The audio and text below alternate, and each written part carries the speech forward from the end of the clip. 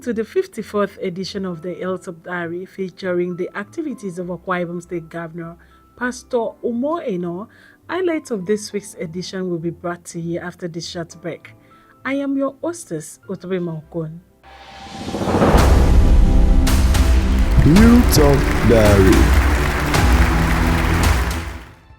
Akwa Ibom State Governor Pastor Moina has encouraged Christians to hold firmly to God, especially in times of disappointment, rejection, and uncertainty, stressing that setbacks can be part of God's preparation for a greater future. Governor also told Christians not to lose faith when they encounter challenges, noting that people may conclude that there is no hope for them, while God may already be working behind the scenes to usher them into a new season.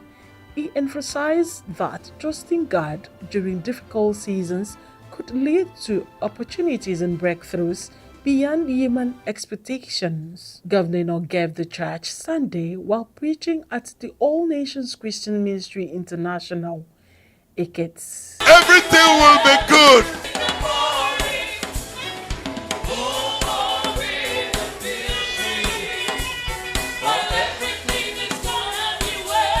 By the word of God this morning, everything will be fine. Doesn't matter what you are going through, the choir already sang. God's arms are wide open, and with God nothing shall be impossible. Are there which say of my soul, there is no help for him? I wish they have said and stopped that there is no help for him. But you see, they have committed God the moment they begin to become the mouthpiece of God. They have aroused God. May your enemy arouse the anger of God. And the moment they said there is no help for him in God, God got up and said, what are they now saying? Because there's nothing impossible with God. There's a time in God that God is preparing you for your next assignment. It will look as if all roads are closed. And that's why I'm saying, listen to God. Follow him, not what men say. Governor Moina's administration has achieved another milestone in its ongoing public transportation reform with the arrival of 10 additional compressed natural gas (CNG) buses in Uyo on Monday, August 10, 2026.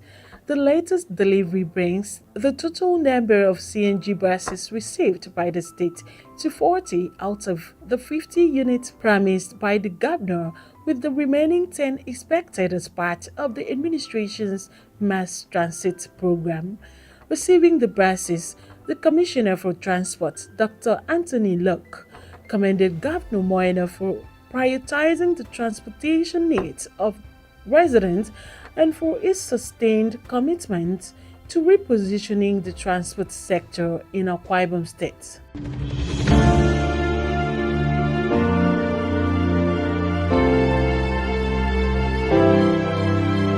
Thank God for safe arrival and all of the people that worked on this. We ordered 50.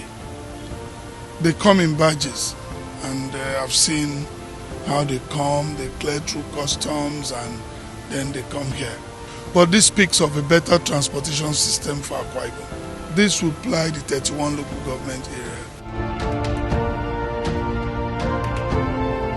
His Excellency is very intentional in bringing the state transport sector into the world's current demands. What do we have to tell you, good father?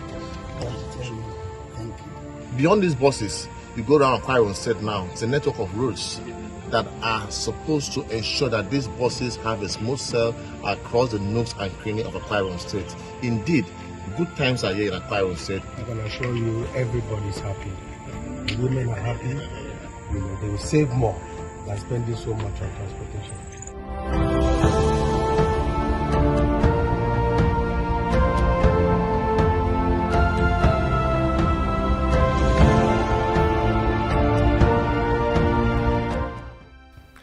Governor Moina, upon his return from Lagos during the week, described the honor bestowed on him by the Yoruba Tennis Club as a recognition not just for him, but for the people of Akwa Ibom State, noting that it reflects a significant shift in the state's position on the ladder of national development. The governor said the club's centenary celebration provided Akwa Ibom with the valuable opportunity to showcase its achievements over the years, particularly within the last 3 years of his administration, which he noted have been marked by steady progress and impactful development across key sectors.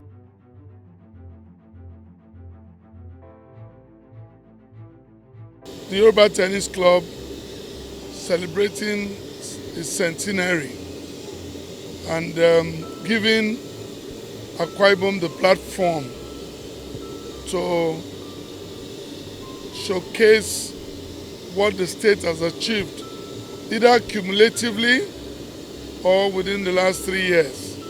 Well, for me, I believe it's an honor for Akwa Ibom. It's not so much about me. It's about our people.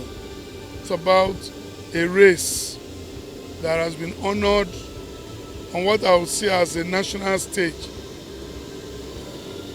I believe for any Akwa Ibom son or daughter who is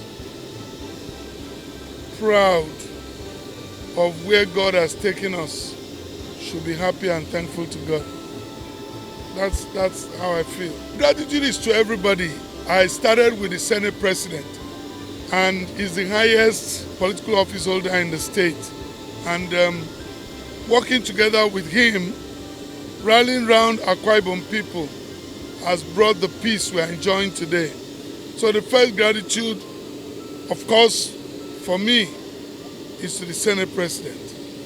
But again, you cannot rewrite history. My predecessor, my political father, played a major role in my becoming a governor today. He introduced me to the Akwa Ibom people. And my position is we must show respect to our leaders. You cannot find such a man in an audience where you are speaking and you don't recognize him. Then there must be something fundamentally wrong. And if you refuse to recognize him, the world will tell you to recognize him. So I think all of these things has to do with our upbringing, who you are. I've always talked about respect for leaders, and of course if you listen to my speech yesterday, one of the points I tried to make was continuity in leadership. And I made that point very clear, that if there's anything Akwa Ibom is celebrating today, it's not just Tumoino or this administration. It's been a cumulative work that our leaders have done.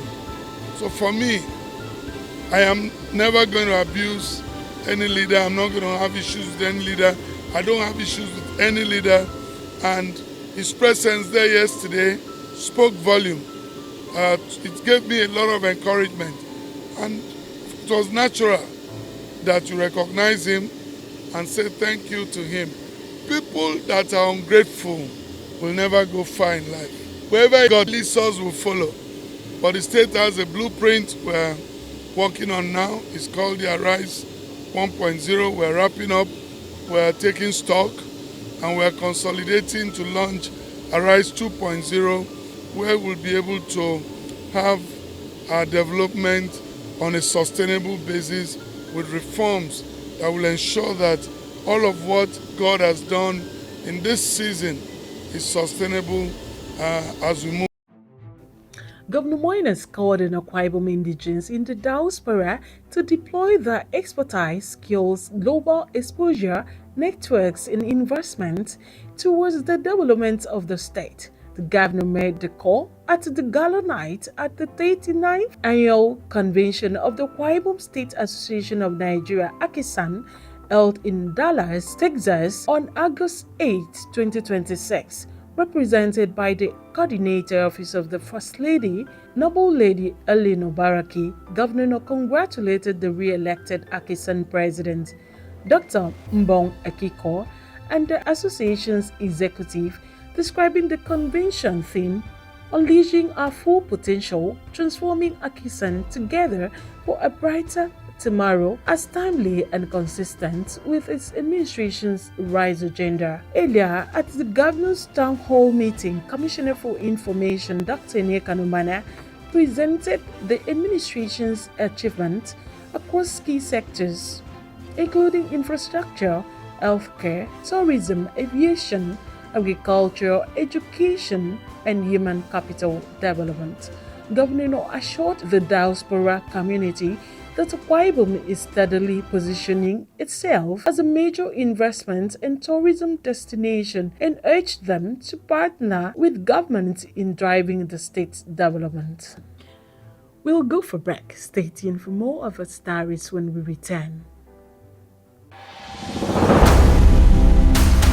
Hilltop Diary. During the week, Governor Moina commended local government chairmen for complementing the state's development efforts by initiating people-oriented projects in the respective councils.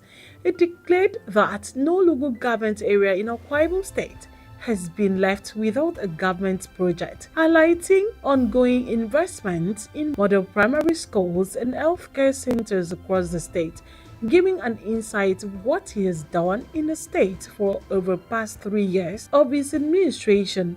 At the Yoruba Club Centenary event held in Lagos Thursday, Governor attributed the widespread development to his administration's commitment to inclusive governance, stressing that every part of the state is benefiting from the implementation of the RISE agenda. There is now no local government area in Akwa Ibom State without a completed government project, a road, a model primary school, or a model healthcare center. Let me at this point thank our local government chairmen for their collaboration. They are now replicating these projects in their various local government areas. And we thank you. We thank you.